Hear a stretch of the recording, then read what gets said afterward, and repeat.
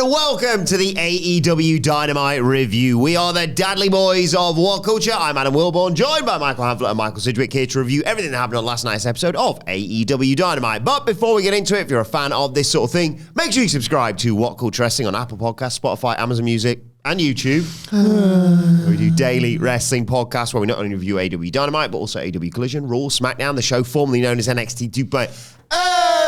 Pay-per-views, premium live events. We have interviews, roundtable discussions, and a round of the week complete with a bloody good quiz, of course, on WrestleCulture. As I said, though, joined by Hamflett and Sidgwick to review last night's AEW Dynamite. The Wednesday Night Wars are back.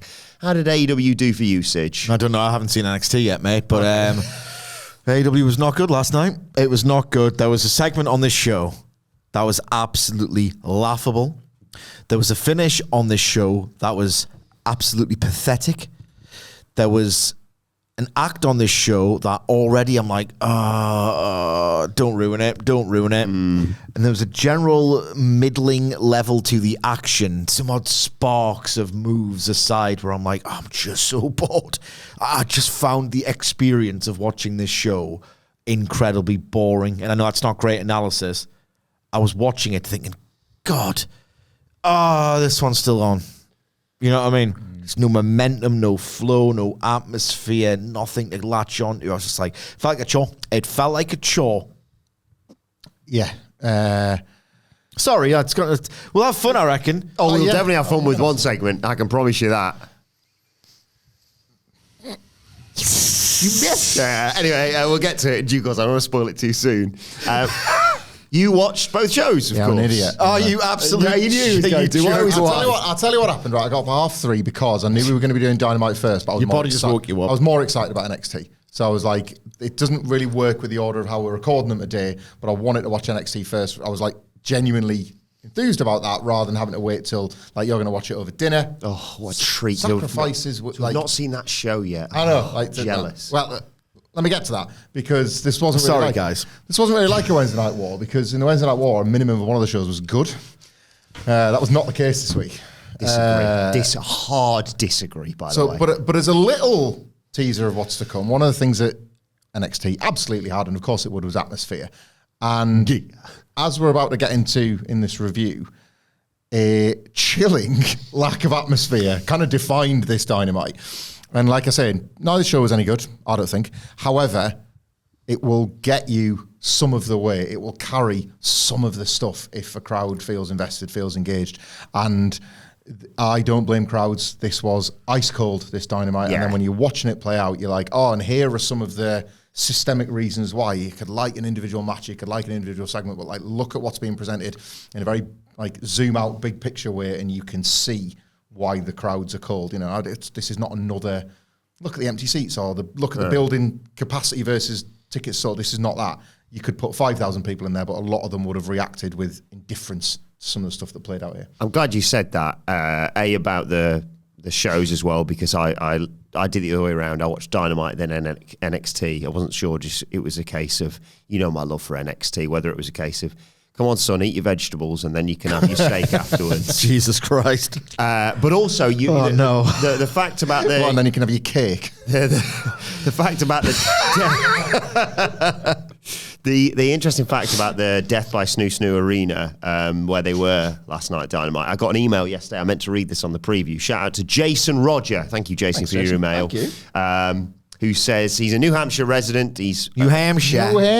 He attended. Well, he was at least planning on attending Dynamite, and he wanted to share some info on the Death by Snoo Snoo Arena.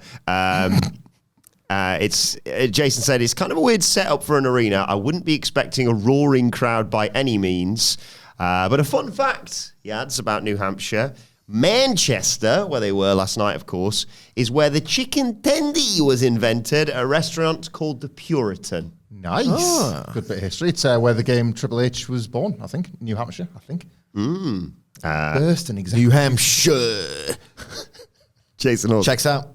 Jason says, excited for the show, regardless of how flat the crowd may end up being. Appreciate the work and effort you all put into producing content. But best long-time listener, Jason. Thank you. Thank you very much, mate. Really Hope you enjoyed that. your night. I mean, I didn't, but maybe live it was a little bit better. Yeah. I went to a pretty subpar Vegas Dynamite People live. did not like that Dynamite. People did not like it, and I had fun. Yeah, it was all right. Well, I enjoyed the start of the show because the start of the show is Tony Schiavone bringing out the Hurt Syndicate, all resplendent in those suits. Looks great. Theme's great. Yeah. MVP says, I need no introduction. Piss off, Tony, basically. It's an official announcement here from the Hurt Syndicate. He talks about being joined by the Standard of Excellence, Shelton Benjamin, talks about his past accolades. And then the fans are very excited for him to get to Bobby Lashley, of course, and he runs through his amazing records and stuff that he's done in his career. He says, we want to enrich young talent, lift them up. And if MVP offers you a business card, that's your golden ticket to success. If you accept it, your life will change, he says. And Bobby Lashley's flashing it around as he's saying this, by the way. But if you refuse, well, this happens. And they show footage of Swerve Strickland getting his ass handed to him. And then whose house? Swerve's house. Yeah. Hits, and now he comes, being held back by security and Prince Nana. He's got a mic. He's also got a steel chain in his hand. He wants a bare knuckle fight. But he simply says, Bobby Lashley, full gear. And MVP says, we'll see you there, kid. Flat. They look great. MVP did a fantastic job of building up his dudes. It was going quite well.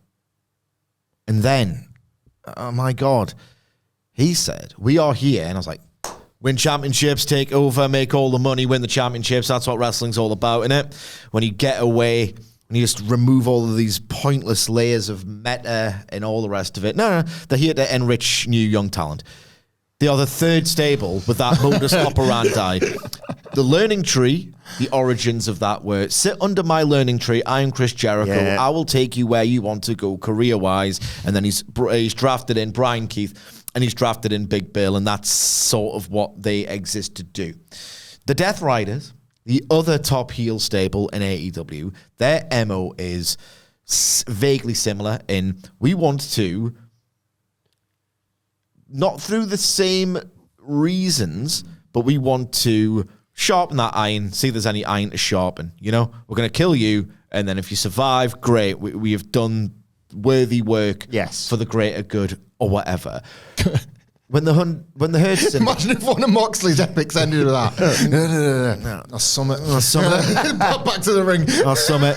And now the Hurt Syndicate's MO, was their first big introduction, was he said uplift, didn't he? That was the word. Uplift. That was it, yeah. The talent around here and join. I just want to win championships. Why is it? It's like it's such a useless way of actually developing talent if you go down the line and like individually assess all the stables, and there's been probably 100 past present, and how many of them have said, oh, we're here to, bring up the younger people or whatever. How often has it worked realistically, the person who last year did really get over, maybe underscoring that this wider approach doesn't work, was in the worst stable, quite frankly, in AEW history, or one of them, the Mogul affiliates, Swerve Strickland. What a terrible stable that was. Almost underscoring, if anything, this just is a tired, worn device that has proven itself to be quite ineffective in recent years. Just a nice way of illustrating that this doesn't really work as they expect. I hate how meta it is. Well, join the stable, you win the prize. Doesn't really happen, and it's such a naked way of telling you and not showing you of how stars are created. It's just revealing itself to be such an empty, worthless mechanism that I really can't stand anymore because I know it not to work, so I can't invest in it in the future. But that's it from like a promotion point of view. I just don't like it at all. From a fictional point of view, if you just strip away the layers of meta and what they really transparently are trying to get you to believe, why are there so many fictional characters in this cutthroat world of pro wrestling, right? Where the idea is you be violent, you be tough, you win matches, you win gold, you make the money, right? In this world, why are so many of these dudes obsessed with the idea of other people succeeding? Do you know what I mean? I think we're so far past the point of all of this. Especially heels. Exactly. Baby faces can. That's the you're a good guy. You want to help your friends. You can make sense of that narratively. as a babyface, but especially for heels. I get it from MVP's perspective because, if you look at it properly, he gets, a cut of the pay. It's Jericho doing, like Moxley, and now MVP. Why does you want to? It's supposed to be this cutthroat world where you want to succeed and win the belts. Why are so many wrestlers in AEW so preoccupied with other people succeeding? I'm sick of it. Not a lot to add. Sorry, I've got one more thing to add. If this was white hot, red hot, whatever, and everyone's desperate to see this match, and I thought they were realistically, maybe it was just a bad town or whatever. This, you don't have to say anything. That's how self-assured we are with this storyline or with this big match. Swerve coming out and just like doing the snarl and going full gear.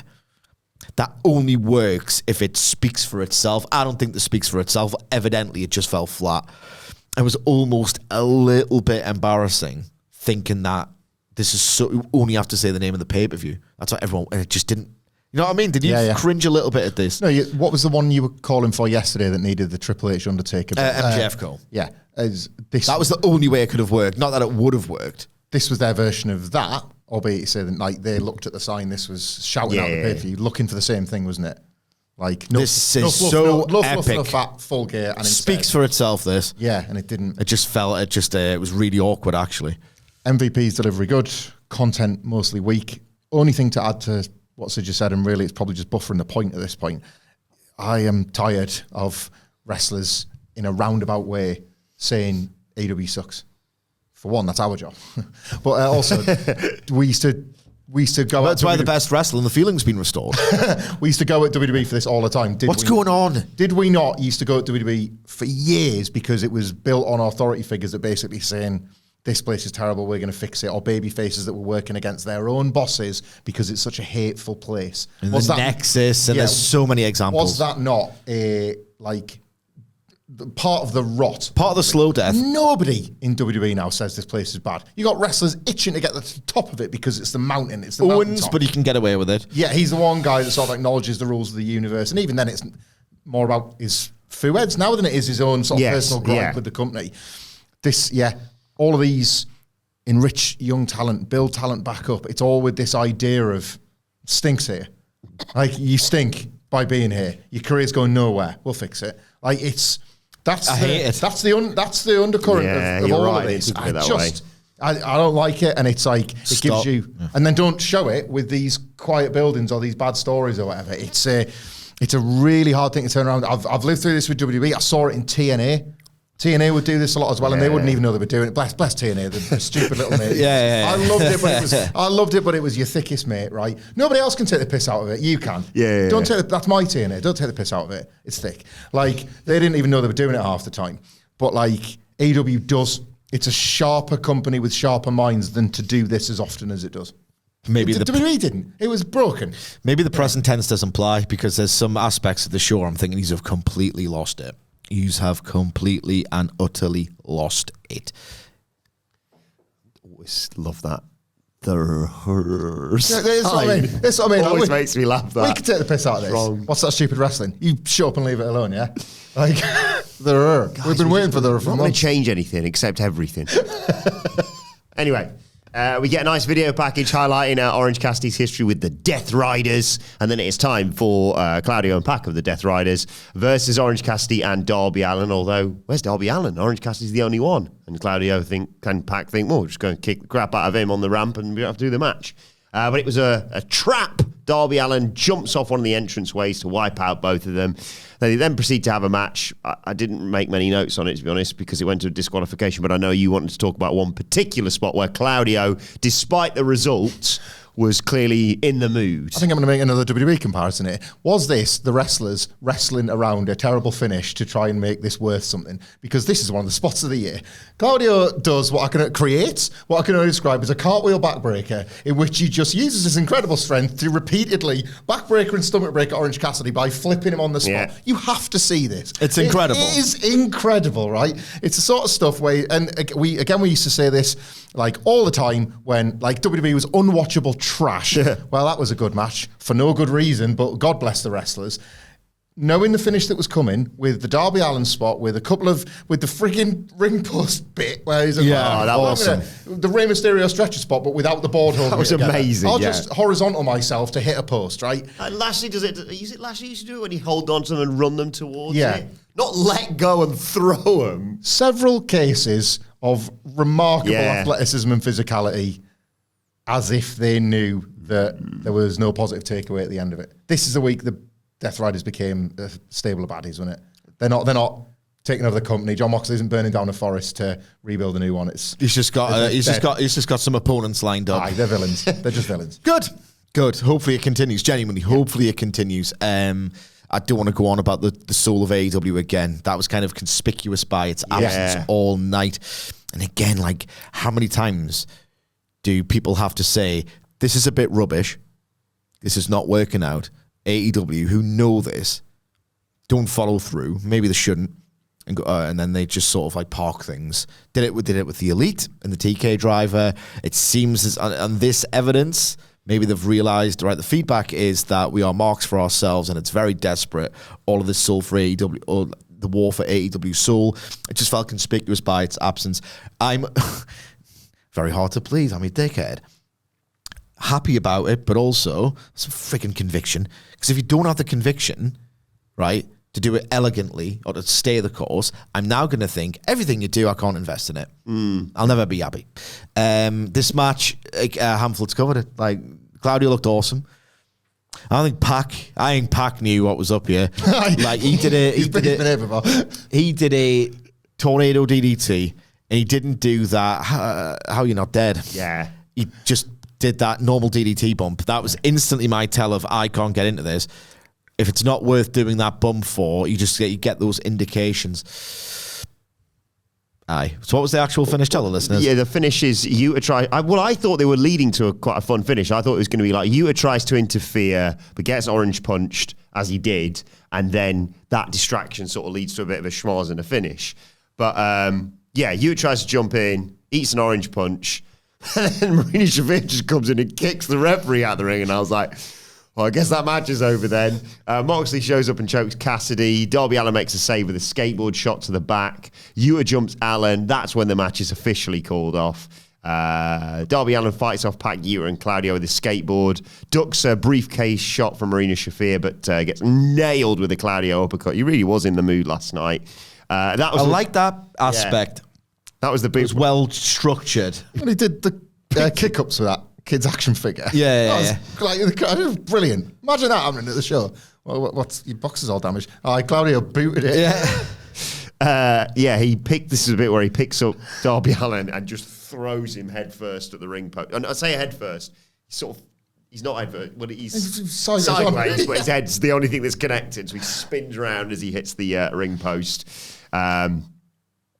Mox is very happy with Wheeler Yuta. He sets him up in the corner as they have 5-on-1 Cassidy. Yuta hits a Bisaiku knee, and then the conglomeration makes the save as the Death Riders get out of there. Scream. Yeah. Like, we previewed this in pretty good faith yesterday because it's like, well, this is interesting.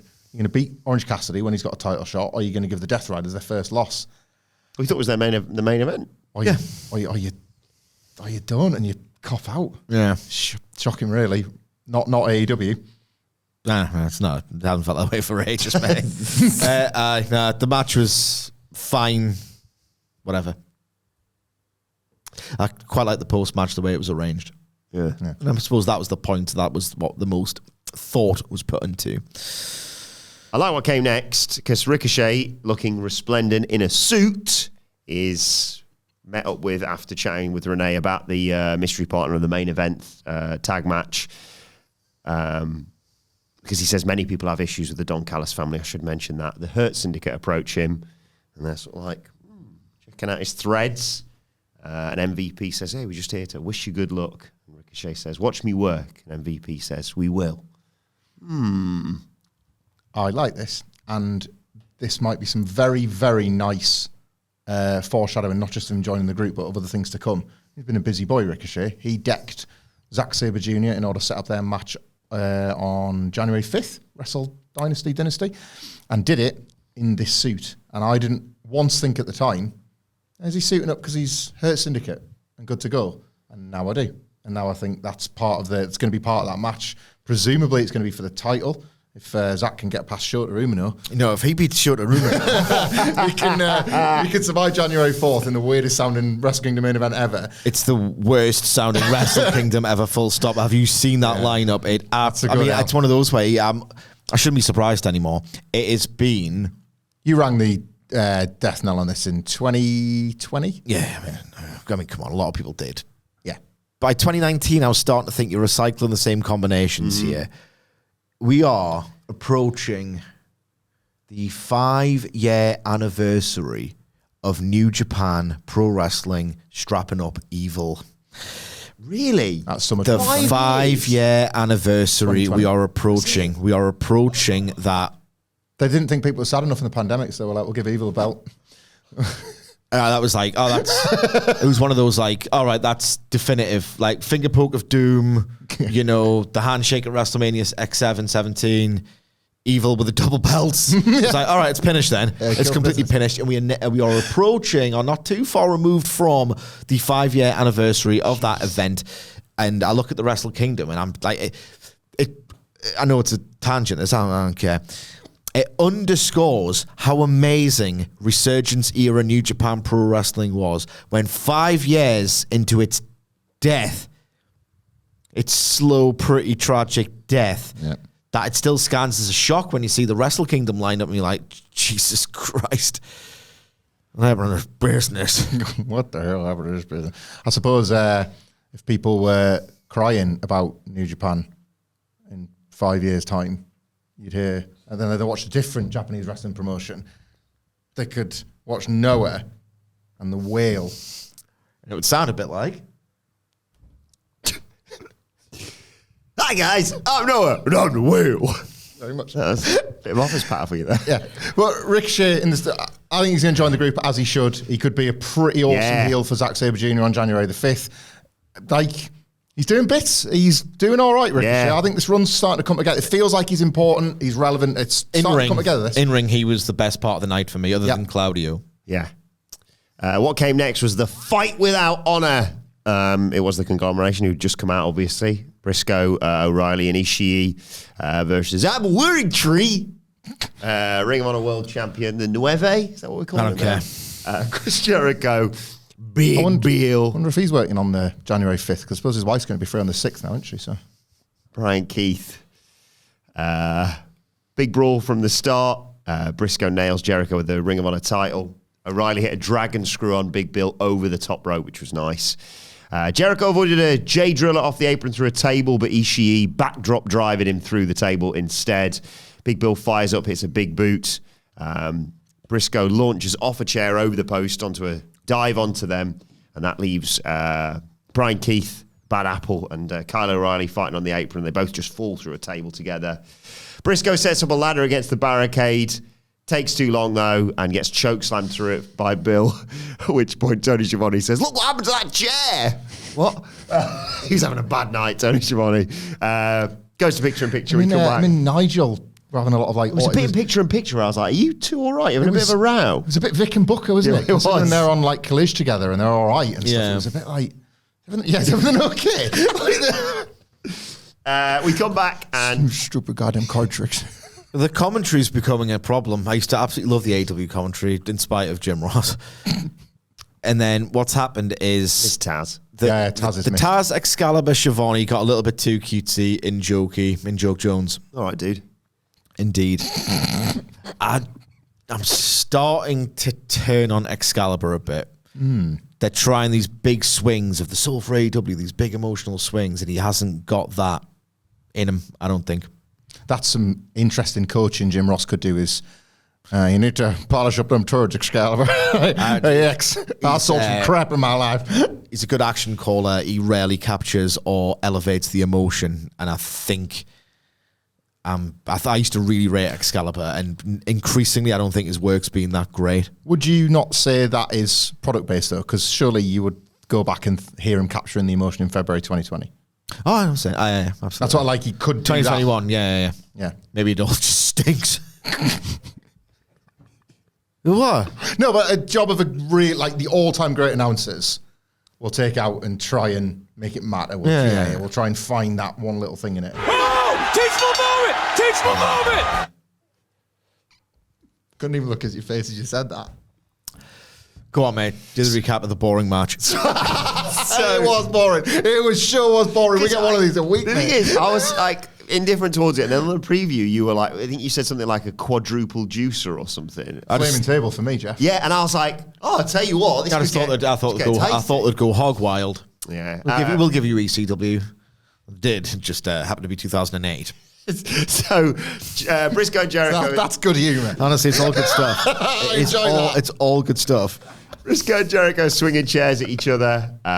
Briscoe gets the better of it, nails Jericho in the back. Brian Keith suffers the same fate.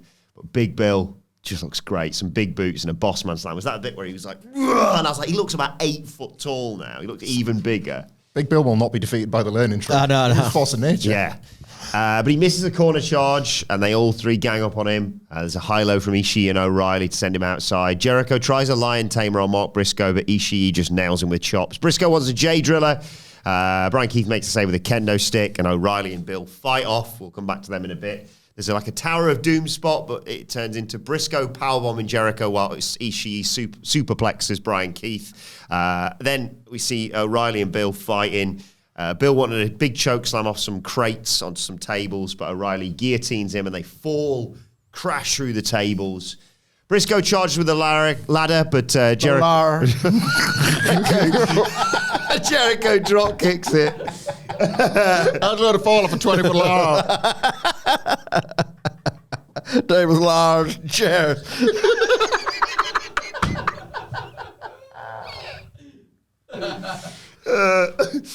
There's a J-driller in there. Jericho gets put on a table. Briscoe went to the top of a ladder for a big froggy bow, but Keith breaks up the pin. Ishii no-sells some lariats, flattens Keith. Briscoe takes out Keith. Ishii, it's a sliding lariat and a vertical drop brainbuster to pin the Ring of Honor World Champion. Yeah, this is incredibly boring. It's one of those where, look, we probably do trivialize too much on this podcast, right? And I'm not saying that in particular some of the stuff that Mark Briscoe did in this match would not have sucked. Oh yeah. In terms of like, remember, I know people hated this match and loved it. Remember John Moxley said, a level of glorious pro wrestling violence not seen in this country in decades. And then remember the actual match where I was like, bloody hell, they've actually delivered it. And then Texas Death and various other matches where it's like, you can't say they haven't committed. Like that AEW violence was incredible. The 2021 just blood every week. I'm sorry, I loved it. This is WWE ass nothingness. This like just it was a WWE plunder match where some of it sucked, and the odd thing I was like, oh bloody hell, that must have hurt.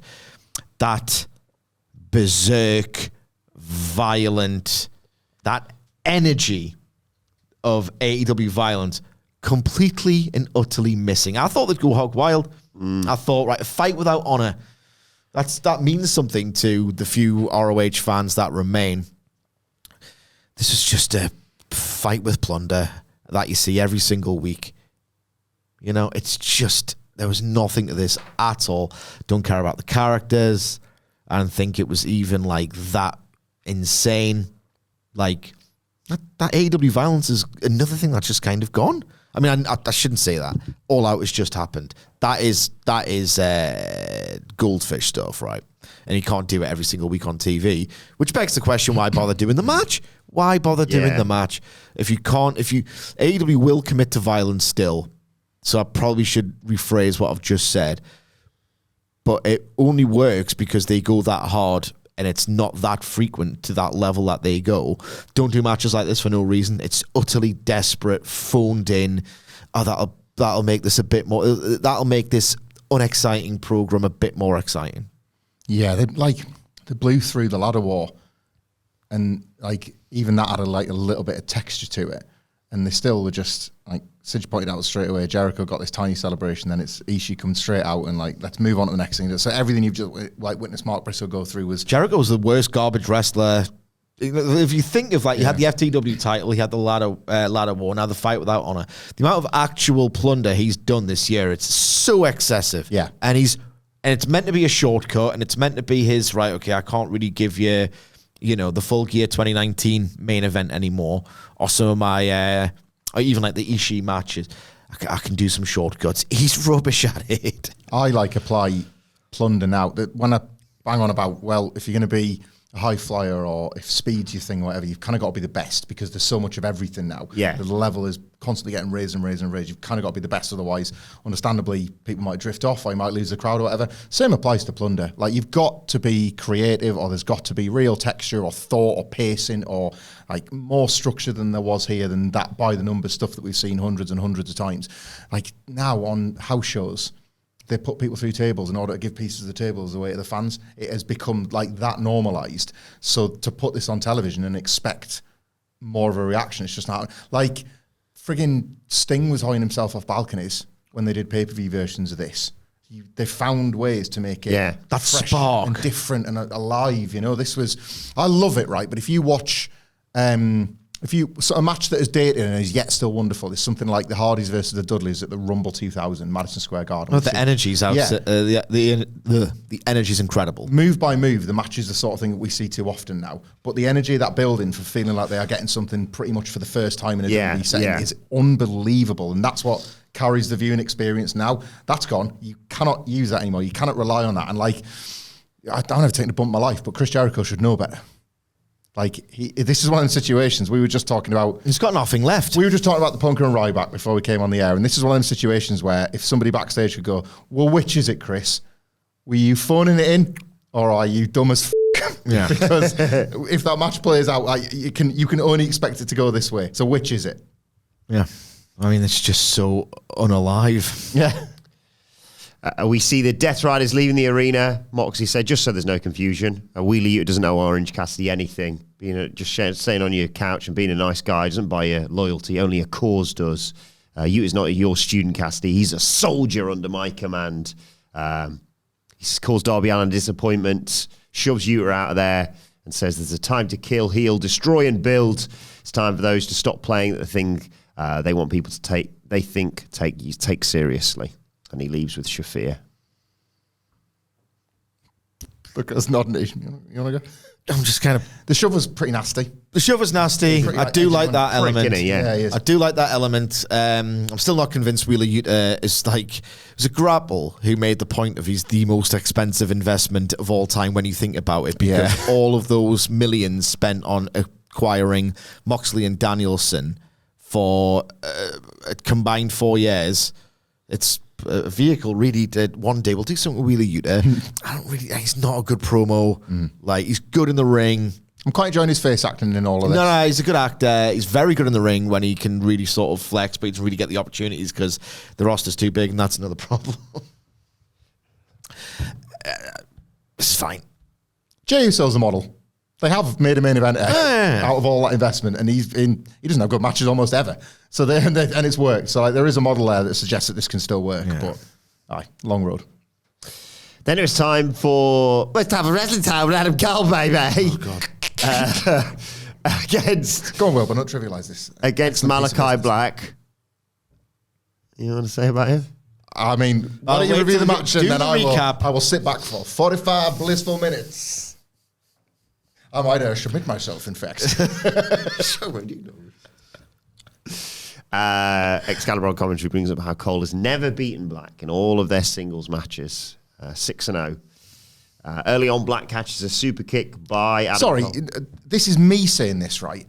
Even don't try and sell me Magic Beans lore on these two, because it doesn't exist, mate. I watched those NXT episodes, and the singles match at the TakeOver was good. The 4-way for the title shot was pretty exciting because it was all a bit unexpected and out of nowhere.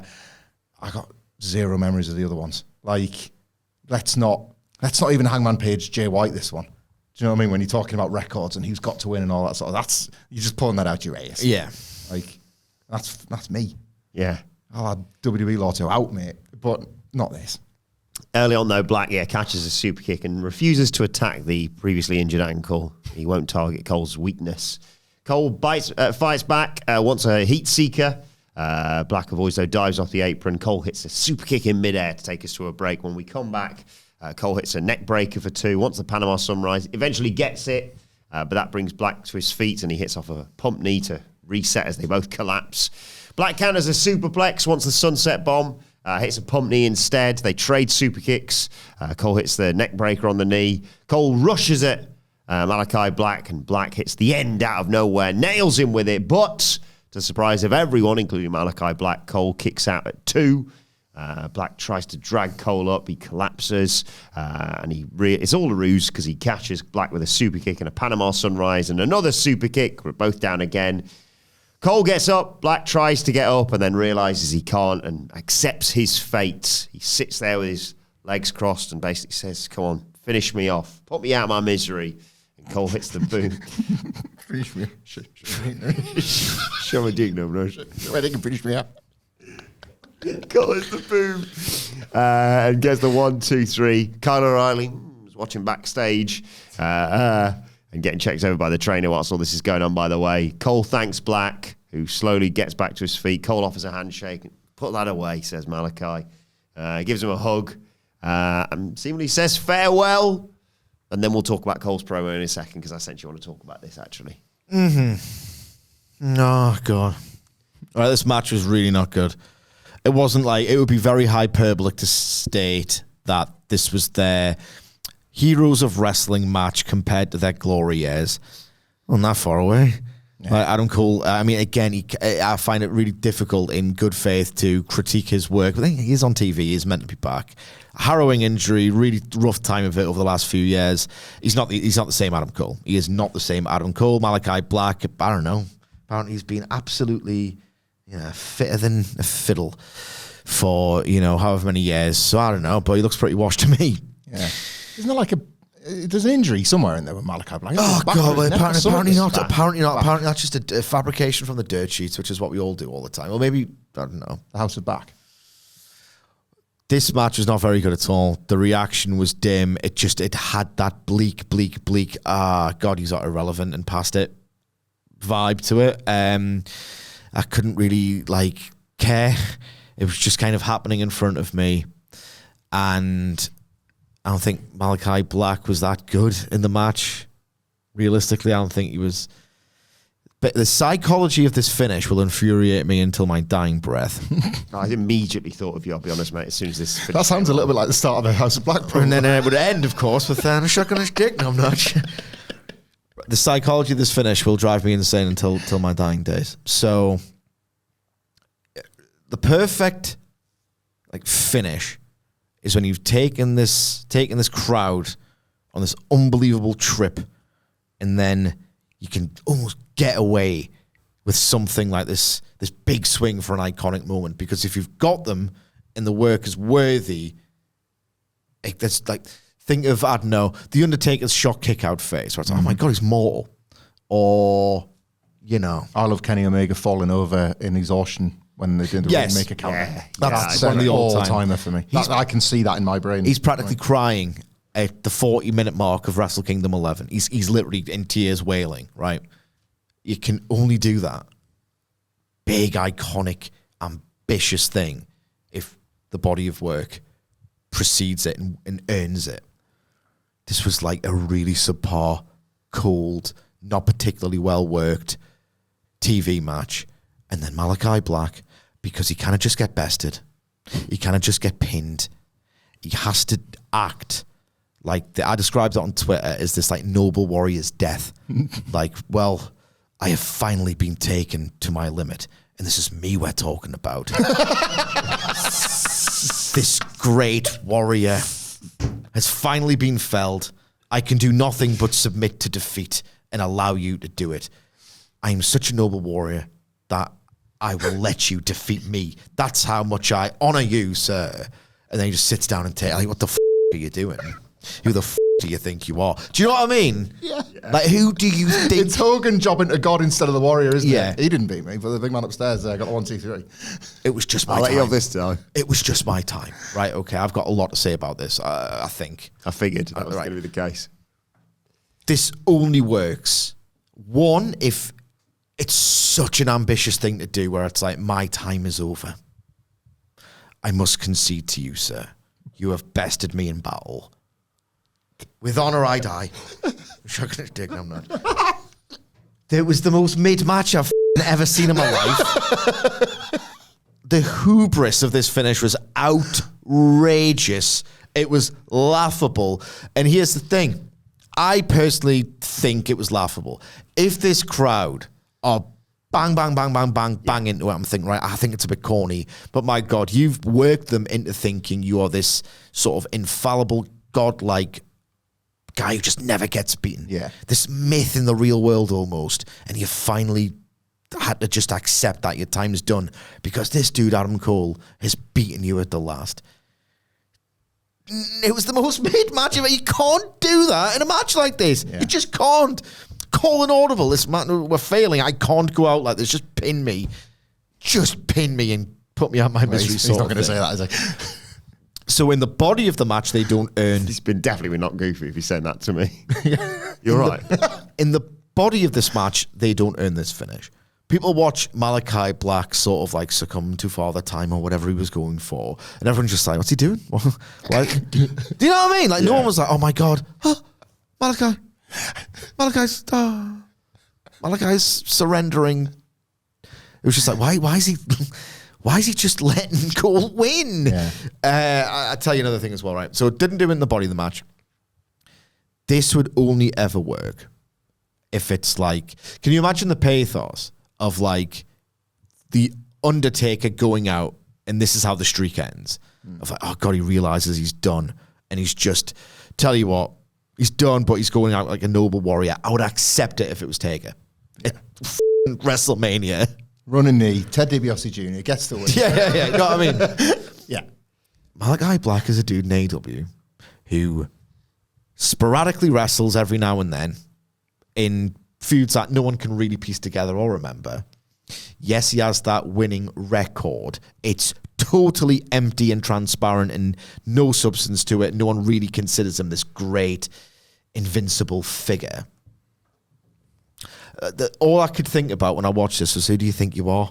And what does AEW think you are? And if AEW was trying to present him as this figure, even though technically they could probably explain it away through the win-loss record and through how infrequently he's been pinned and defeated, it doesn't really work. Numbers don't work. A cute little 25-0, whatever, 25-1, it means nothing. It's just a number. There's no aura to Malakai Black. I watched this and I was just like, I cannot believe just who do you think you are trying to do this finish? And here's another thing as well. There's conflicting reports. Was it Fightful Select who said that they can't determine for sure, we should say that, they can't ascertain for sure whether he's like effectively gone or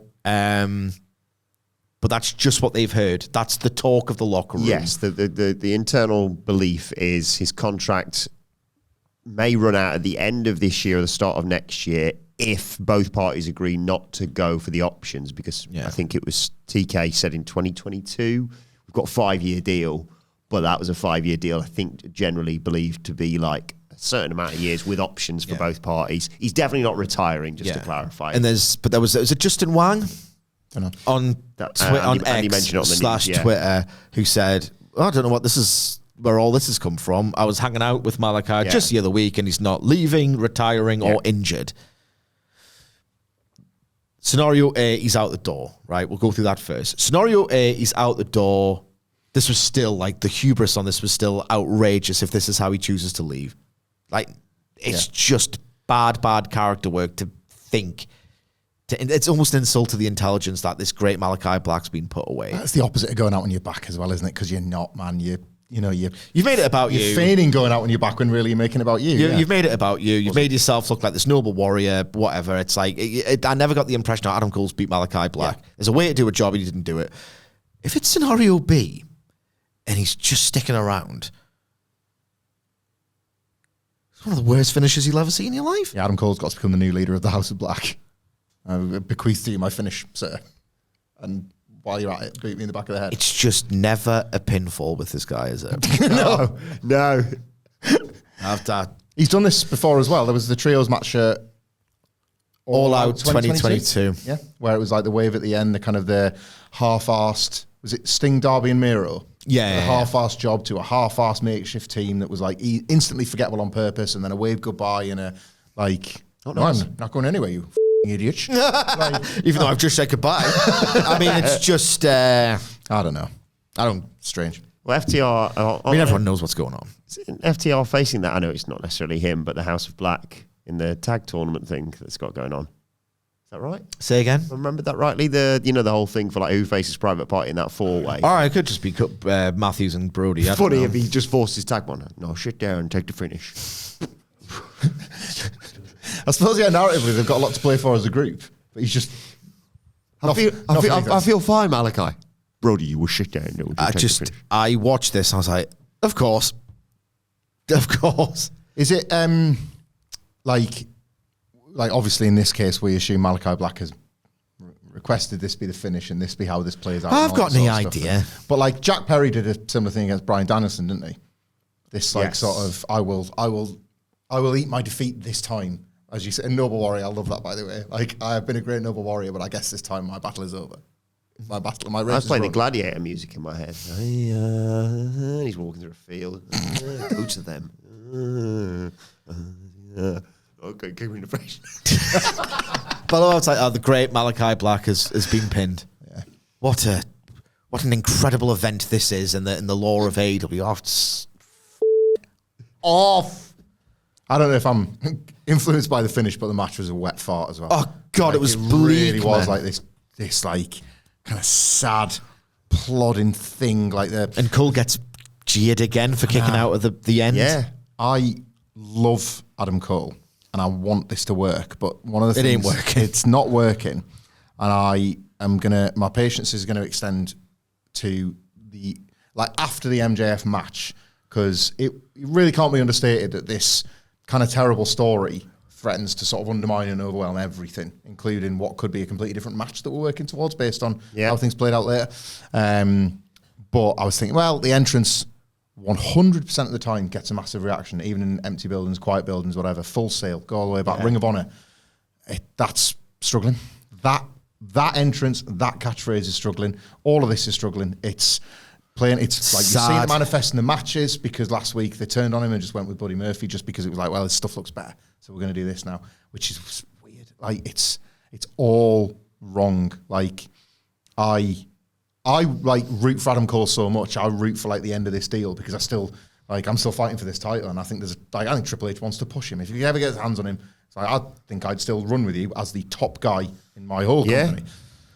But I don't know, maybe not by the end of this deal, because just the way this is looking, don't know, like, because he's lost his schnapp as well. Like that might take time to come back. If ever. Rust's a real thing, and the injuries and the time off have combined to make for a really hard going couple of years for him. So like, I want to be patient with him because I love him as much as I do, but like, just so far so bad. Well, who's ready for start time now? Cole, baby. Because Cole gets the mic. Well, trying to be nice, you puts Malakai Black over as one of the best he's faced in his 16-year career. Malakai Black says, thank you very much. Leaves. Cole says, Malakai Presley, is it?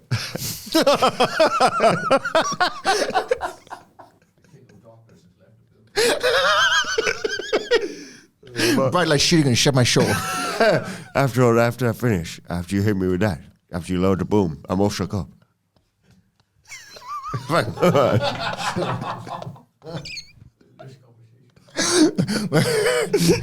get out of WWE, it was a jailhouse rock over there. Shut up, man. That's a genuine one. I can't think of any. And I was always saw, the dirt sheets. They just always, thinking I have an ulterior motive. It was such a suspicious mind. Okay, having fun. Nobody came into my room on SmackDown because the wise men say only fools rush in.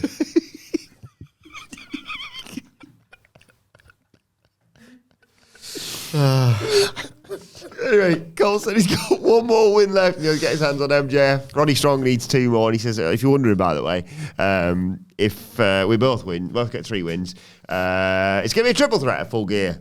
And Cole guaranteed MJF the ass kicking of a lifetime, courtesy of the Undisputed Kingdom. MJF The heel. There's 2 years. It's not fair. This is a complete and utter nightmare. It is, isn't it? Well, MJF's already seen everything. He's watching. He's watching from his lair. And he rings someone up. Sorry, if you knew MJF was going to be off for a month, just wait. Just book this when he's back every week. How does it keep getting delayed? Filming 15 lair reactions because they know he's going to I want them to play the wrong one. I respect you. I love you, MJF. You kick race. Well, just wait. Just like if you must do this program and you know that he's gone for a month, just hang fire. Just do it like a couple of months' time. Give Adam Cole a bit more recovery time. Everyone get fit and healthy and well, and everybody happy. Well, now MJF rings someone and tells them to pay someone a visit, basically. Aye. Yeah. Next week, AEW wants to be booking Takeshi Adam Cole like it's friggin' Brody Lee, Cody Rhodes, and out of nowhere, obliteration that rules Adam Cole out of the match because he wasn't ready for Takeshi. I saw that match graphic and I'm like, oh God, what are you doing? What are you doing? Can you not just go 5 minutes without running head first into a really ugly narrative that's going to kick you in the ass?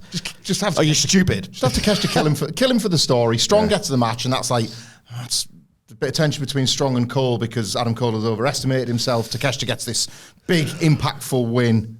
Could you go 5 seconds without embarrassing yourself? Like he cannot be just the old Panama Sunrise ski on Kenosi Takeshi. 1, 2, 3, let's go, baby. They cannot do that to Takeshi. Like total subversion. Well, we'll wait till the preview. Renee Paquette's backstage with Switchblade Jim Watt. God, I thought you were going to say somebody else there. We're nearly there. We're so close. He's about to get into what's been going on with him and Hangman Page when Hangman Page runs in, beats him up, they brawl into the arena. Page attacks the security guard, which allows Jay White to grab a chair. But Page tackles him into a barricade, traps his ankle between the railings, about to smash it with a chair until Juice Robinson runs out to steal that away from him. That allows Jay White to get free, brawls with Hangman Page into the ring. Page bails into the crowd, limping whilst he does so, and Jay White grabs a mic and says, come on, you can tell me what you're going to do to me at Full Gear, because I'm going to dismantle you and I'm going to have fun doing it. You told me you'd leave me behind, but you've never been ahead of me. Your leg's going to be your downfall. Maybe I'll even be the first to make you tap out. And he says the Bang Bang Gang got 2 words for you. Guns up. Fine. So it just felt like, right, okay, we've got this amount of story or these amount of stories on the show. We should probably capture most, if not all of them. Oh, what do we do with this? 45-second Jay White promo. Yep, deal. Do you know what I mean? Yeah. I was a bit unfair to the Cold crowd at the start because to be absolutely fair, they did come up for top babyface Hangman Page. So that wasn't ideal, was it? Nothing. Very little is. The promo, you have to go back and watch this. Hangman Page cut an unbelievable it was great. Promo last week was actually really good. Incredible. Oh, right, yeah. Sells what it means to fight Hangman Page in 2024. Jay White, you are not ready. I don't care about your stupid cut-offs and your all the things that you've done as the Switchblade in our prior matches. Burn your house down, mate. This is not even the start for you. And then Jay White proving, no, it is because I can injure your leg was actually quite a nice callback to that and flash forward to what's going to play out in the match. This is actually quite a well-told and tight story for a match that should, on evidence, be class, but it does speak to maybe our malaise / trivializing a bit because it sits in this product at the moment. Yeah, this on any, in another time in AEW or on another show, is a really great piece of business. It's good. It's a good bit of business. It's it's very, very solid. Better version of solid than that I usually reject. But I'm not doing cartwheels over a 45-second Jay White pre-tape. Huh? No. Anyway, what would I do that for? Tell me. Explain to me why I would do that cartwheel. I'll get it right now. Look. See? Not a cartwheel. Oh, a cartwheel. I can do a cartwheel still to this day. Can you? Fair play. Can we make a segment out of that? No. Sidgwick's podcast cartwheel. Where every week your favourite bit of the show, you cartwheel for it. Yeah, okay. You know those old like sort of guys like, this is Big John's investment of the week. Like we get to your favourite match and you just do a cartwheel on the desk. Because I did say, because I used to be able to do it when I was a kid, and I always keep forgetting, Sidgwick, you're 39 years old, mate.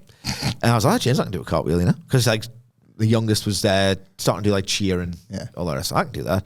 And like the missus was like, no, you can't. I was like, sure I can. And I did it once and I was like, yes, and everyone cheered. Everyone just stood up and applauded. They did. It's like, so did you go to the Olympics? I went, hang on, I'm not a professional. I'm making a load and Barry and Malakai plaque. Malakai on his knees and you doing a loop of cartwheels around him. Right, we've got to move on because what came next was the highlight of the entire show. Oh, God, this is so good. So Chris Statlander showed up about 2/3 of the way into the show. To leave. To leave. Renee catched up with her and basically says, well, they confirmed the TBS title match at Full Gear against Mercedes. Money.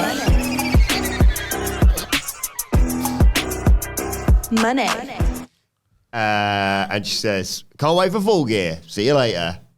She leaves and Renee Paquette's like, well, neither can I. I wanted to grow. And yeah.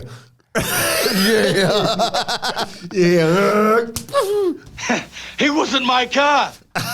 And the camera spins round and Chris Statlander has almost been hit by a car. And the cameraman runs to the passenger side. And it's Mercedes Mone, Camille's driving, and Mercedes goes, you missed her, you dumb. And she says, you missed her. Are you stupid or are you dumb? Insane thing, mate. She says, go get her. But obviously, Chris Statlander has recovered and drags Mercedes out of the car. Camille comes out and saves her. And then, for no apparent reason, grabs the door so that then Statlander can say, oh, look, you've done that. I'll slam your arm in the door. And then her and Mercedes get into it. And she, Uranagi's Mercedes onto the hood of the car. And the title goes f***ing flying. It was great. I loved it. No, it's bad when you like it, mate. That's the rule. That is the rule. Ow. I cannot get the geography of this right in my head. No, right, okay. Talk me through it. Talk me through the layout for you. Sidge? So, they are presumably... Are they in the car park? Yeah. Oh, right. So in the car Loading park. dock, aren't they? Yeah. In the loading dock. And Chris Statlander. I thought that's just, this is the least of the problems with this segment. Is there a designated interview area? Or there used to be, or there should be, where it's like, this is where the interviews get conducted, right? It's a little AEW backdrop interview area. Now, there's just wherever Renee Paquette's, just wherever she is. Well, she was capturing Chris Statlander as like Grandpa Simpson coming and going. She's a pro. Like Chris Statlander's a building for 5 seconds and Renee Paquette's like, I'm going to get you. Yeah. Like, we're going to do this interview. There should be a designated. I mean, this is not a sports like. Imagine there's a Premier League press conference. I was promised sports. I'm becoming that podcaster. I was promised sports. Actually, why isn't this rings? Why isn't this the UWFI? I'm becoming that guy. I'm doing a bit here. It should at least make a semblance of sense where the interview should get conducted in one place. There should be a very good reason why you depart. Sick of these podcasters doing cartwheels. Well, you thought you were sick. Check this one out. So she's just wherever. I'm gonna just wherever is convenient to interact with the wrestler she's feuding with, right? So she's wherever, and as if by magic, Mercedes Mone and Camille just know where she's going to be. Have they been driving around? Have they either been driving around the backstage area? Have they been driving around? Right, here's the logic. Yeah. They've either... And you've been driving in my car. Beep. Right. They shouldn't do things like this because people have to ask these stupid questions. So there's a couple of scenarios here. You wanted the logistics, didn't you, pal? Yeah. Either they've been driving around backstage, just go, we'll get that Statlander yet, boss. just driving around backstage, okay? Or, failing that, they've just been at the car park, right? They've just been sat in a designated place where you're allowed to park your car in a backstage area, right? Okay? Thinking, right, okay, well, think about these AEW backstage segments and interviews. That shit could be bloody anywhere. Is it not a waste of our time? Is it not a complete waste of our time to just be sat in the car hoping beyond hope that Statlander, if she's even booked on this show, to have something? Because she might not. Might have been bloody Collision. Oh, God damn it. What if she's just there? What if she's just there and we can commit a crime and try and kill her? That'd be convenient, wouldn't it? Just she's actually there. I like the idea. I think that's my favourite scenario. They're there, like, contractually she has to be at Dynamite. She's like, I'm not even saying foot in Manchester. I'm on Manchester soil. I'm going to stay in the car. And she just sat there, feet up with Camille, pass me some chips. And they're watching it on their phone or whatever, right? And suddenly they go, put it in drive, Camille. You missed her. Been staking her out for weeks. Parked up outside places. It's one of those, right, where with something like Swerve Strickland and Hangman Page, okay, there is a cry. I know, Miller, it's a very good bit because it just completely ruthlessly exposes how dumb wrestling is. But it's fine for him to do it because he thinks the silliness is good. Like, don't, Doug. Love you, Miller. We've got very different tastes, but it's fine. Everyone knows it. It's one of those where you should get arrested for that. That is not, there's not a contracted agreement of we're going to have a fight. It just happened backstage. Assaults happen all the time, right? Yeah, okay, you have to kind of go with it. And every promotion ever, this has really happened. On most promotions ever, this has happened. With Swerve and Hangman, it's like you've invaded his house. And at the time, people thought that was stupid, he should be arrested. And it's only because of Hangman Page's great character work and Swerve's ability to enter that main event bracket and earn it and stay there that they revisit that plot point. And it's like, it's not silly, but it kind of works because you buy their hatred between one another. The burning of the house is like, well, this is what we're doing in AEW. It's a good version of heightened, dumb wrestling American telly, but it's a good version of it. Pick your moments. Pick your moments. Don't kill Chris Statlander. Don't attempt to kill her because that's a crime. And she should go to jail. She should do hard time. Hard time. This is... people... The big boss, man. Yeah. If he was still there, people would go, Jimmy Jacobs is... Yes. You know, he needs to go. Guess what? He's not there, numbnuts, anymore. Hot shot. So who are you going to blame now? Tony Khan needs to get his together, right? Because what it's gone from AEW begins. They do some pretty lousy stuff on show one, but they also do some, how can you do something this seminal on your first ever show, Cody Dustin? And then it gets a bit uneven, but my vantage point as a critic, analyst / fan is, I'll give them a grace period. You haven't completely botched it yet.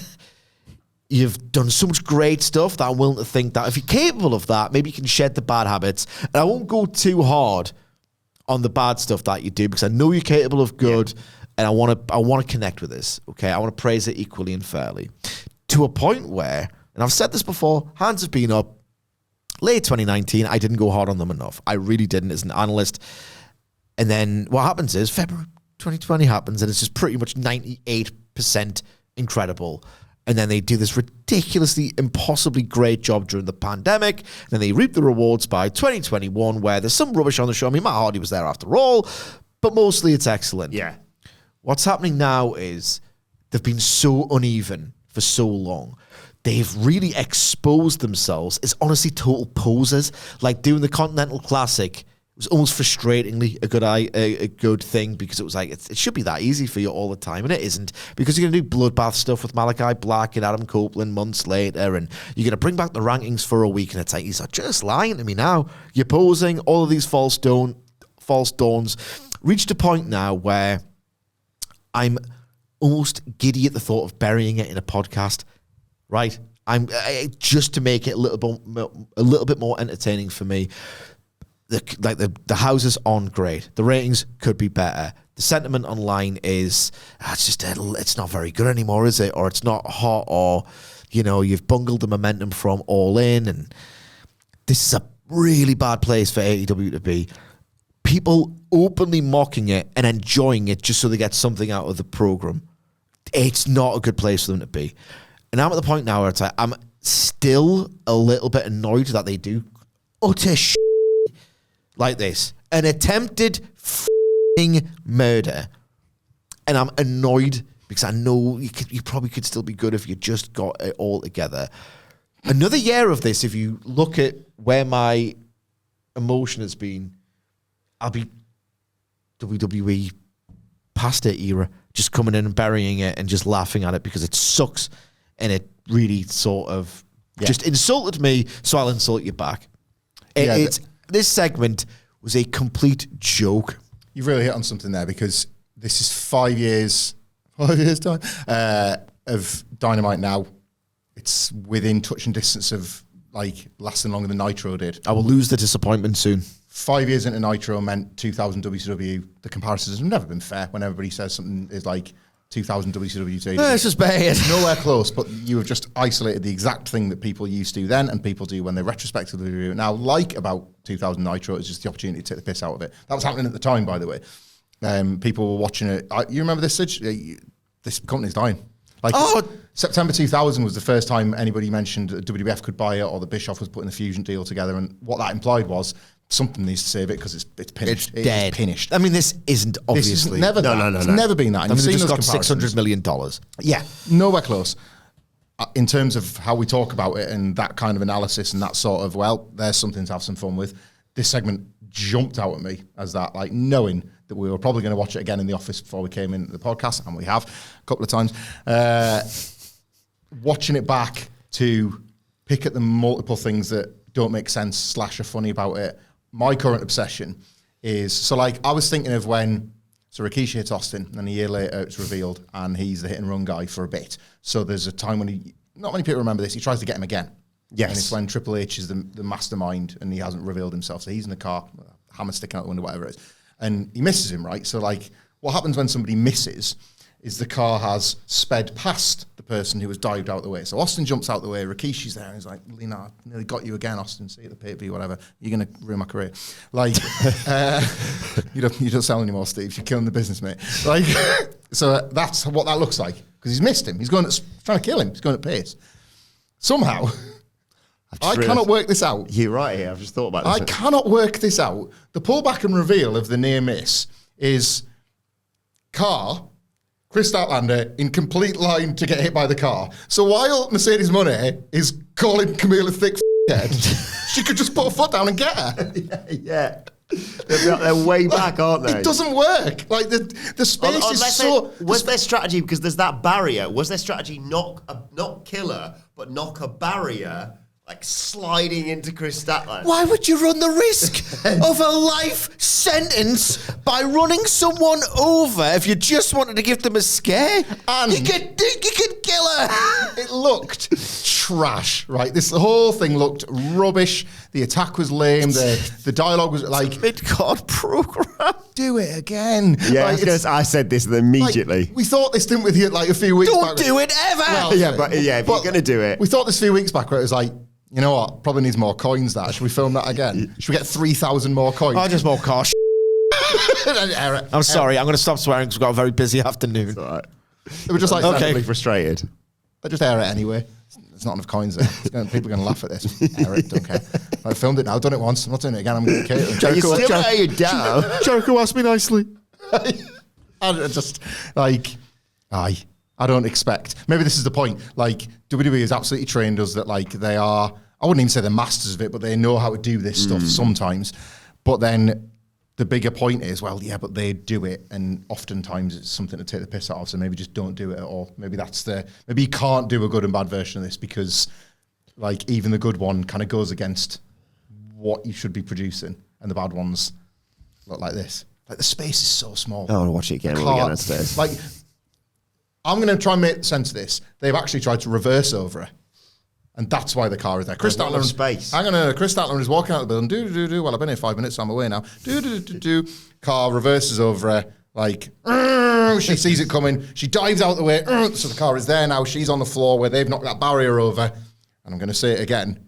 I've got a good 10-second window where Camille could just put her foot down and get her the second time. It's quite funny to think of the visual of the reversing car. So I'm just like, thinking of the gap. Yeah. So I think they've hit that Explain barrier. this to me. I think they've hit this barrier. Are we going to get taken off YouTube for this? I don't know. All right. To try and smash into it, but So think of it as a living thumbnail. anyway, This is real bad. This is real bad. the What a patriarchy. clown show. Interesting run. Mercedes had 2024. We're going to have to start talking about that soon. Bad run. I think people have already had the conversation and drawn their conclusion. Yeah. Yeah, so I might have been optimistic by saying this is a bad run because it implies that I might think it can get better. People just like already, like, that's it. Chalk outline around this thing. Yeah.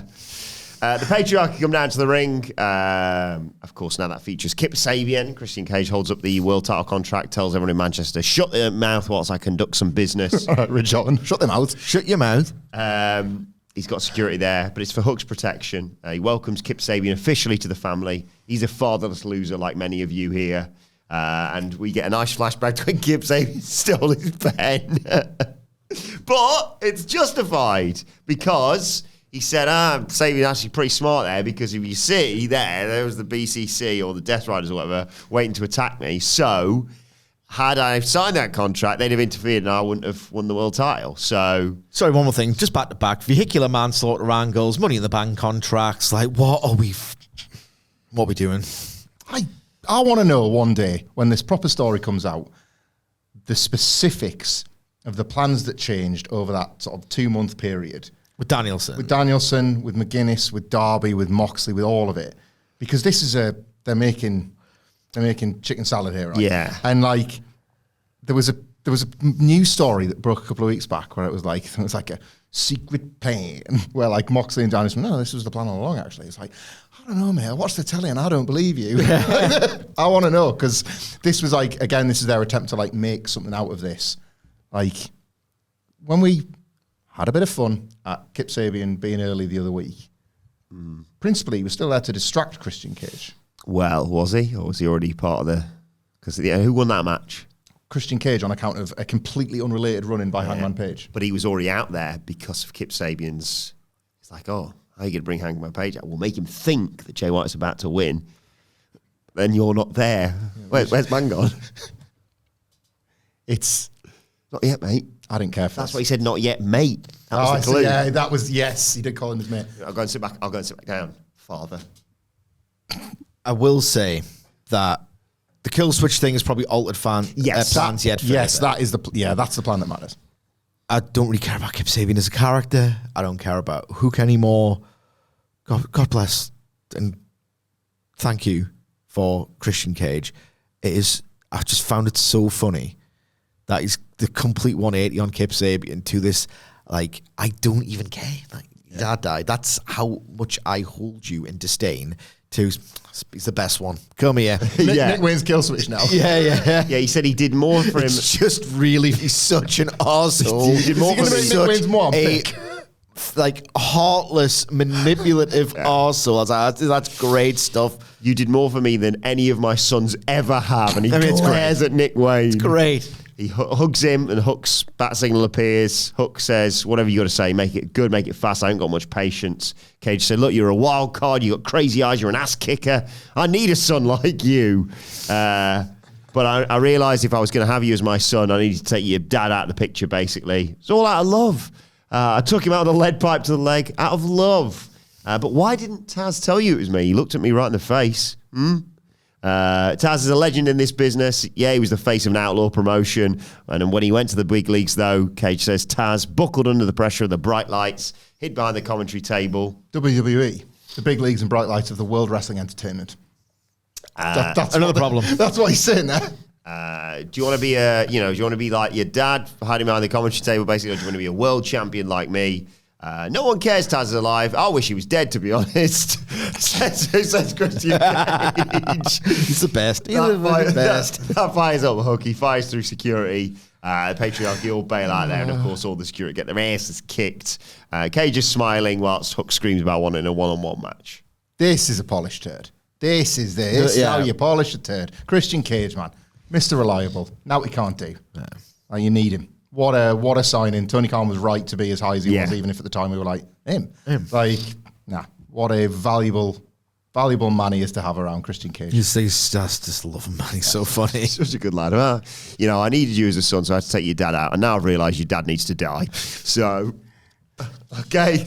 If this promo, obviously we talked about all the other plans changing, if this was in the cards a couple of weeks ago, there's a nice bit of foreshadowing, because a few people made this joke on Twitter, but maybe it was by design.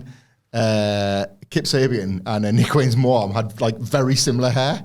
Oh, yeah. And they might lead to Christian Cage being like, hey, Nick Wayne's mom, you got to choose. He's my shoot son. Choose Kip Sabian. So Alex Marvez is backstage with Don Callis talking about Lance Archer and Brian Cage. But then some big bloke shows up. He's got an envelope. He's got a ring box, and he plays a message on his phone. It's from MJF. He says, I need you to do something for me. There's more money where that came from in the envelope. Do what needs to be done, baby. Don't scuff up my ring, though, or I'll have someone scuff you up. And Callis puts on the beautiful diamond ring. At this point, I'm just desperate for MJF to conclude his business with Adam Cole and just what's next. It's just been a weird run, a weird return, a weird return. It's all heels, isn't it? No baby faces, really, aside from I just don't know where MJF goes next after this. It's very crowded elsewhere. I've got no idea, but I need to see it because I'm done with this cool stuff. AEW feels dysfunctional, and like characters that you like. We talked about this with the Moxley stuff when it was just getting started. It was like, even if this idea is amazing, and there's holes here, but even if this idea is amazing, you kind of need a functioning company to pull it off, and AEW didn't feel like it was stable enough for that, and I would apply that to MJF, or for that matter, any wrestler that anybody likes.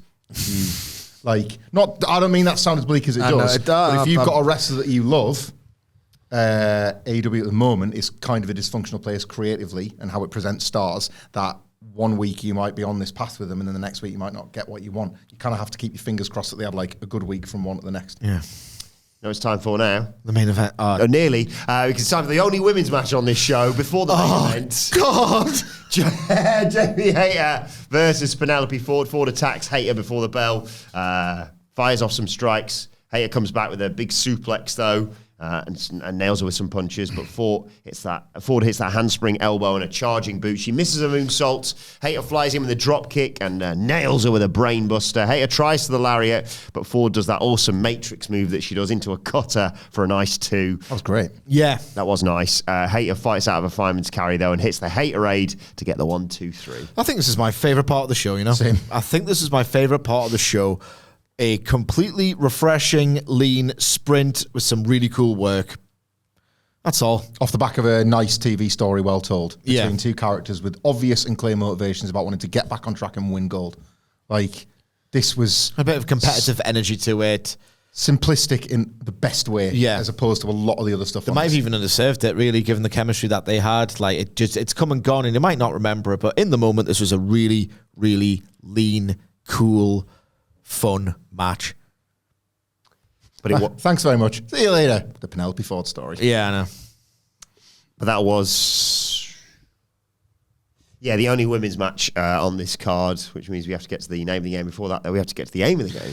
The aim of the game is to identify to the hour, minute, and second the first time you hear the first note for the first entrance theme for the first woman to appear for the only women's match on Dynamite. The idea being, and it's very, very on the nose this week, that what tends to happen, and maybe this is just me being cynical, but after 5 years, such a much a pattern as a quilt, they seem to just put the women in a certain segment once a week with the idea being, right, the timing is a little bit suspect here. It's almost as if you're hiding them away, with the idea being that they're not that important, and don't worry, the important stuff's coming next. And you think, well, why, if you just seem to not want to do this week after week that much, why do you even have it up? Can't not have women's wrestling. The Buddy Wokes will kick off. Think of the optics. That's what it feels like to me. And this week was really, really stark. Really, really stark evidence of what I perceive their mentality to be. It's like, Citra, this is word salad, mate. Can you not jinglize it for me? Sure can. Just think about the placement and what comes next. And here's the jingle. the jingleizing of their cynical thought process. Hey, don't worry, guys. When the women come out to play, the main event ain't too far away. That's the aim of the game. The name of the game is, well, this is ladies' night, and I'm thinking, oh, what a night that. Shut as always. When that shred of actual disappointment leaves me, I don't know what I'm going to do. I still expect more. That's good. I've got, the thing is like, on that journey, the emotional journey I was discussing earlier, that it's gone from probably one of the best things I've ever seen to teething problems, one of the best things I've ever seen. How have you continued to be one of the best things I've ever seen during a pandemic? 2021, oh my God. And then this time last year, I was like, oh, I think the feeling could come back. They just need to do this. So there's still, this feeling's not coming back. I'm past that. Is the feeling back or can it come back? No, I just want to not be embarrassed by watching it. It's fine. It's honestly, it works out all right. 20 years, poof, back. Yeah. Comes back. It's fine. February 2040. Here we go. Shout as always, though, to the Panda Blair himself, Adam Blair. Long time. At Adam Wilton 4 and Jose Palomares at the Hutto 11 on X, who always take care of the data. Thank you for this sort of thing. Adam Blair actually on holiday. He did do it. Not another one. I think this is an actual shoot holiday rather than a working one. I'm very jealous if you've seen any of the pictures from where he is, but Jose stepped up in his absence, although Adam did send it, despite the fact he's on holiday. So thank you to both of them. Couple of legends. Sid, do you want to run us through our guesses for... Not a bit. Just how we thought this was going to land on AEW Dynamite in descending? Descending? I never know. Descending? I don't know. Never going to learn. I don't know. Don't want to know. Wait there. Oh, God, I think I screwed the pooch on this. Just a bit. Oh, my God. Descending order. Michael Hamflett, 2 hours, 23 minutes, no seconds. Michael Sidgwick, 1 hour, 8 minutes and 15 seconds. Adam Wilborn, I don't know you from Adam. 1 hour, 20 minutes and no seconds. We're all way off. 1 hour, 35 minutes and 46 seconds. Don't worry, guys. When the women come out to play, the main event ain't too far away. There's a point there about like what can afford to get cut for time as well, isn't there? When you're that late into the show and it isn't going to be from the main event. So it's like if anything's losing minutes these days. Yeah. Still 15 minutes off with my guess of 120, but another win for me. You're joking. Not another one? Taking me to 12 for the year. Hamflett on 6, Sidgwick on 4. You're running away with it, mate. I think he's actually won. I was going to say, yeah, mathematically. It's an insurmountable lead. 1, 2, 3. No, there's still time. Just about, I think. Depending on how things fall over the next few weeks. Unless I take a strategic holiday just to win. You can't. Hamflett's already off. Oh, yeah, probably. It's good stuff. It's all good stuff. Mina's coming next week, so that's good news. And then we get a nice video package on Okada and the Continental Classic and all that. And then it's time for the main event. Ricochet and his mystery partner. All celebrated. Versus Konosuke Takeshita versus Carl Fletcher. That's Carl Fletcher's trying to find out if, with regards to Ricochet, has he got any mates? Yeah. And he does, in fact, because out comes Ricochet, and rather than what we suggested, which was partnering with Kyle Fletcher, or who was the other guest we had? We said Mark Davis, but I can't remember who the other one was. Yeah, Ricochet grabs a mic and says, "You morons for allowing me to pick a mystery partner. In fact, I've got someone whose contract's just expired with the Don Callis family." I don't believe that contracts get signed between managers and wrestlers. Wheeler can just wait out his contract expiring with the Death Riders. And he's not in trouble anymore with John Moxley. Sorry, mate, contract. And it's someone who's really pissed off, and you've all forgotten about him. Great to see Powerhouse Hobbs back. I'm not the one. It is great to see Powerhouse Hobbs back. Genuinely, earnestly, it is. I'm not the one who's pointed this out on Twitter. I think maybe a few people did. If you have limited time contracts with the Callis family, couldn't Ospreay have just waited? Yeah. Aye. They seem to run for about a year. It's just they make this crap up as they go along, don't they? A little bit. No, every bit. Hobbs takes out both of them with a big shoulder tackle. Takeshita comes back, though. No selling Ricochet chops. Hits him with a forearm, but Hobbs drops Fletcher. Goes after Takeshita, and Ricochet ends up standing on the shoulders of Hobbs and moonsaulting off to the floor onto both of them to a huge baby. Hobbs hits a delayed vertical suplex on Fletcher, brings in Ricochet, but a distraction from Takeshita allows Fletcher to hit a draping DDT through the ropes. Big boots leaves Ricochet isolated as we go to a break. When we come back, and Baby's watching backstage, and that's when we find out Cole is facing Takeshita next week, his final hurdle to get to Full Gear. There's a hurdle. It's a friggin' Mount Everest. I know. So hot tag to Powerhouse Hobbs. He runs wild. Lariats to Fletcher. Snap power slam on Takeshita. Meat chants from the crowd. Hobbs hits an avalanche tour of the islands, but Fletcher breaks up the pin. So Hobbs chucks him out of there, lowers down the straps, but that delay allows Takeshita to hit him with a forearm. Hobbs rises back up. There's a nice forearm exchange. Takeshita comes back there with a stalling German suplex. Hobbs hits a huge lariat for them both to be down. Ricochet tries a springboard crossbody, but gets caught by Fletcher, who turns it into a sit-out Liger bomb for 2. Hobbs gets sent to the floor. Takeshita wants an avalanche powerbomb on Ricochet. Gathers into a Hurricane Rana in midair. Ricochet tries for the 450, but he misses, rolls through. Takeshita hits the pump knee. Head scissors into an attempted gut-wrench German, but Ricochet lands on his feet, tries a Poison Rana, but Takeshita holds on.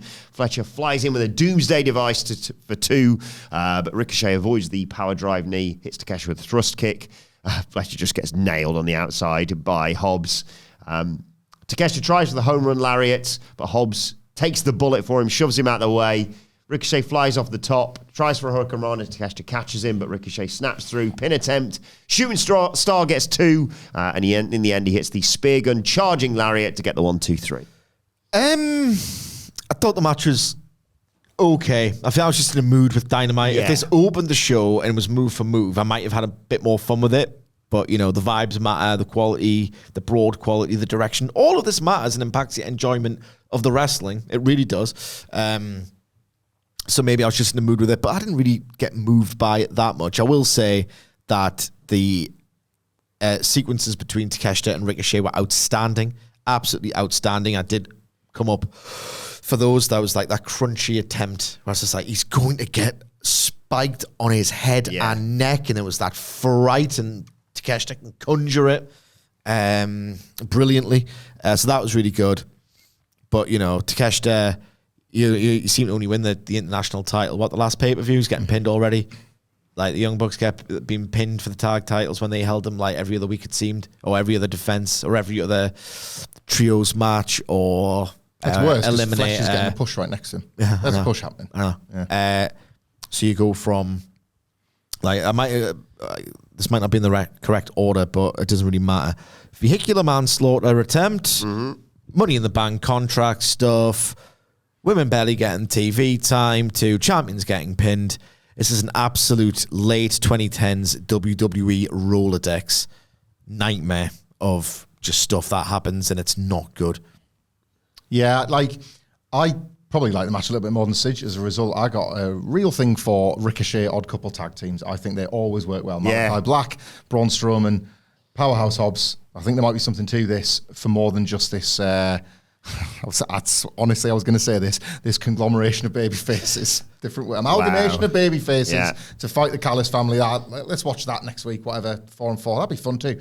Like, Ricochet and Hobbs felt instantly right as a team for the short term, and that made me think. Can't watch that because it's Konosuke Takeshita versus Adam Cole. Yes, but down the line, Ricochet's going to cost. Collision maybe or something. The 4-on-4. It's Ricochet will cost Takeshita. Maybe. And then probably lose the title match at Full Gear, hopefully leading to him joining. Well, and could there be more to that too? Because when MVP was first doling out the cards, a lot of people online were like, Powerhouse Hobbs hasn't come back, and he might be a second surprise, and Bobby Lashley is kept in the background or something like that. And if Ricochet is getting recruited as part of the deal, he's like, well, actually, I've got a mate here, and he wants in too, and you'd be stupid not to bring him in. And are they doing some genuine building here of the Hurt Syndicate and building block stuff that isn't just wrestler out of nowhere? It's, we've got a bond. He's absolutely worth it. You'd be stupid not to. I think that's very possible. And again, Powerhouse Hobbs versus Bobby Lashley. Yeah, This is a nice thing about having Hobbs back because you can fantasy book him in cool teams, stables, and singles matches. Yeah. Like a genuine, nice thing to have him back, even though it sort of felt like, to be honest, I was pretty low on the comeback because it kind of felt like they were burying the lead. By him coming back out at this point and he just has the match and then they end the match with more, he's here and it's like... It's Tony Khan, man. You've already normalised it by the end of the show. He cannot help himself. Yeah. Nothing can marinate. Nothing can really ultimately mean as much as it could. He cannot help himself. Yeah, let's run through what happened He's a post dog with a tennis ball. Fletcher grabs a steel chair and smacks Hobbs on the apron, takes one to Ricochet as well. He wants a tiger driver on Ricochet, does Fletcher. When Mark Davis hits the ring to make the save, there's a shoving match. Then here comes... Turns out I've got no f***ing mates. Because I've been deserted. Here comes Lance Archer and Brian Cage. They attack Mark Davis. Adam Cole runs out. Takeshita cuts him off and they brawl to the back ahead of their match next week, of course. Fletcher gets a chair to take Mark Davis out of commission. When Will Ospreay's music hits, he comes back to a huge pop. And initially, Cage and Archer save Fletcher, but the babyfaces, Hobbs, Davis, Ricochet, all recover. They make the save, and it looks like Fletcher's going to get hit with a hidden blade, but just at the last second gets away from Will Ospreay. And the babyfaces stand tall, staring at the Don Callis family to close the show. It was just a lot, wasn't it? Just a lot. And as Hamlet correctly and astutely points out, when you just save the old returns, it's just a meaningless blitz of stuff half the time in AEW. And while more exciting than the majority of things on this show, this main event post-match segment it said so much about what AEW is. They're setting up a nice Ricochet turn on Ospreay for when he joins the Hurt Syndicate by hitting him with that not-so-hidden blade. Yeah. Yes. The hidden blade from the front is well, you should have seen it coming because it's right in front of you. That's cute. There's a perfect turn there if you want to do it when he does join, so... Well, let us know your thoughts on AEW Dynamite in the comment section below. Don't forget to like, share, subscribe, and subscribe to WhatCulture Wrestling wherever you get your podcasts from for daily wrestling podcasts. Continue the conversation with us on X with us at WhatCulture WWE. Actually, they can follow all three of us. You can follow Michael Hamflett at Michael Hamflett. Follow Michael Sidgwick at... I'm a sad man. Write whatever you want about me. At M. Sidgwick. Follow me at Adam Wilborn. Follow our brilliant producer at It's Adam Nicholas. And as I said, make sure you subscribe to WhatCulture Wrestling wherever you get your podcasts from for daily wrestling podcasts. We'll be back later on today to review NXT, of course. But for now, this has been the Dynamite review. Even my thanks to Hamlet, to Sidgwick. Thank you for joining us. And we'll see you soon.